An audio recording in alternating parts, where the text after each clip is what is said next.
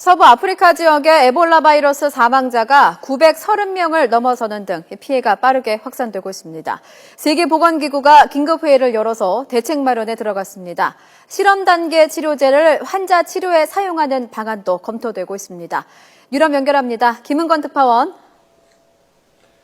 네, 런던입니다. 네, 먼저 현재까지 파악된 에볼라 바이러스 피해 규모부터 정리해볼까요?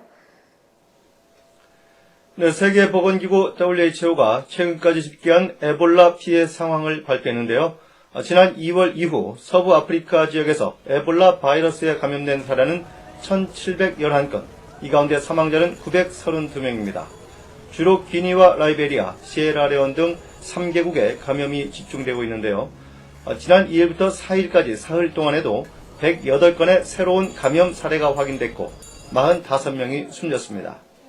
특히 최근 아프리카에서 가장 인구가 많은 나이지리아에서도 두 번째 사망자가 나오고 5건의 추가 감염 사례가 확인되면서 방역에 비상이 걸렸습니다.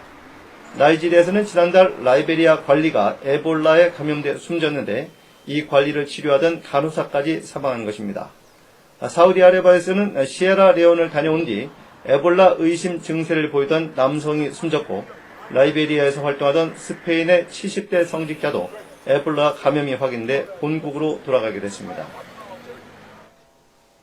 에볼라 바이러스 피해가 계속 확산되면서 세계보건기구가 긴급대책회의를 열었는데요. 결정된 내용이 있습니까?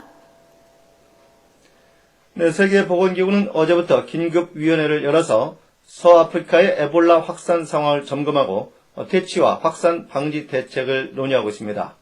오늘까지 이어지는 이번 회의에서는 세계적 공중보건 비상사태를 선포할지 여부 등 에볼라 퇴치를 위한 구체적인 대응 방안이 결정됩니다. 세계의 면역과 백신 전문가들이 이번 회의에서 국가 간 전염 가능성이 크다고 판단할 경우 공중보건 비상사태가 선언되고 여행 자제를 비롯한 모든 조치를 취할 것을 권고하게 됩니다. 세계보건기구는 다음 주 초에는 의료윤리위원회를 소집해서 실험 단계 치료제를 환자 치료에 사용하는 방안을 검토하기로 했습니다.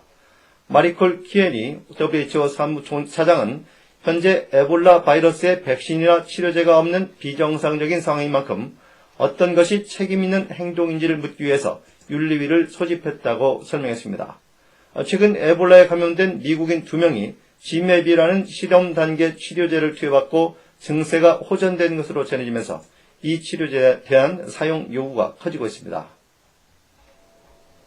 네, 미국에서는 아프리카 각국과 미국의 정상회의가 열렸는데요. 에볼라 퇴치와 관련해서 어떤 이야기가 나왔습니까? 네, 지난 4일부터 사흘 동안 이어진 이번 회의는 사실 미국의 아프리카 투자 확대가 핵심 주제였는데요. 회의를 앞두고 에볼라 피해가 확산되면서 최대 현안의 하나로 논의가 됐습니다. 버락 오바마 미국 대통령은 아프리카 국가들이 이번 위기를 극복하도록 국제사회와 함께 모든 지원을 다하겠다고 밝혔습니다. 아프리카 국가들도 에볼라 바이러스가 다른 지역으로 확산되는 것을 막기 위해 힘을 모으기로 했습니다. 미국 정부는 또 치료제를 개발하고 있는 제약회사에 대한 지원을 확대해서 내년쯤으로 예상되는 치료제의 상용화 시점을 앞당긴다는 방침입니다. 이에 앞서 미국 보건당국과 서아프리카 3개국 고위 당국자들도 별도 회담을 열어 대책을 논의한 만큼 에볼라 퇴치와 확산 방지를 위한 실질적인 조치가 이루어질 수 있을지 주목됩니다.